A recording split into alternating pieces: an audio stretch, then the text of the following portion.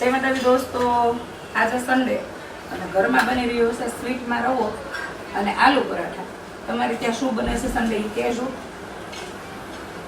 તો અમે રવો કહીએ, કોઈ સૂજીનો હલવો કહે, કોઈ શીરો કહે, કોઈ સત્યનારાયણ ભગવાનની પ્રસાદી કહે. તમે હું કહો છો ને કહેજો. દેશી ઘી, તો ઘી ગરમ થઈ ગયું છે. એની અંદર જ મેં કાજુ અને બદામના ટુકડા મોટા રાખ્યા છે અને થોડી વાર ફ્રાય કરી લઉં છું. આવી રીતે બનાવવાથી ટેસ્ટી થાય છે. અને દૂધ મૂકી દીધું છે સાઈડમાં ગરમ કરવા. હું રવો જ્યારે પણ બનાવું શીરો ત્યારે દૂધમાં જ બનાવું છું. ઘણા બધા ગરમ પાણી કરીને નાખતા હોય છે, પણ પોસિબલ હોય તો દૂધમાં જ બનાવો, વધુ ટેસ્ટી થશે. પણ આમ કહેતા કે સત્યનારાયણ ભગવાનનો પ્રસાદ કેટલો સરસ મીઠો હોય. હા, પેલું રીઝન એ છે કે ભગવાનનો ભાવ ભળેલો હોય જ એમાં, પણ એ દૂધમાં જ બનાવેલો હોય છે. ચડિયાતું ઘી દૂધ નાખેલું હોય ને એટલા માટે. તો મસ્ત સોનેરી કલરના ટુકડા થઈ ગયા છે.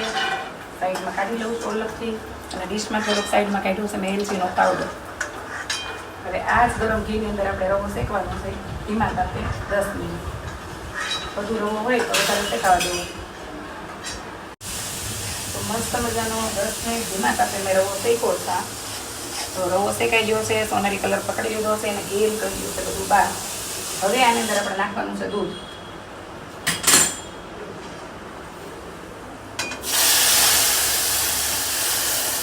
જાડો રવો હોય તો વધારે ચડિયાતું દૂધ નાખવું, કેમ કે ફૂટે. ઝીણો રવો હોય તો મીડિયમ. થોડી ખાંડ, તમને જેવું ગળ્યું ભાવતું એવું. આપણી રસમીને તો ગળ્યું કરશે, બેન ગળ્યું કરશે. તો મસ્ત મજાનું દૂધ ફૂટી ગયું છે. હવે ઘી છૂટું પડે ને એટલે એમાં ડ્રાયફ્રૂટ અને એલચી પાવડર નાખી રવો તૈયાર. કથા થાય કે ન થાય, ભગવાનને એમ જ ધરાઈ દેવાનું. અને એક મસ્ત પ્રસંગ થઈ ગયો છે એટલે લાસ્ટમાં. મારા પપ્પાને રવો બહુ જ ભાવતો.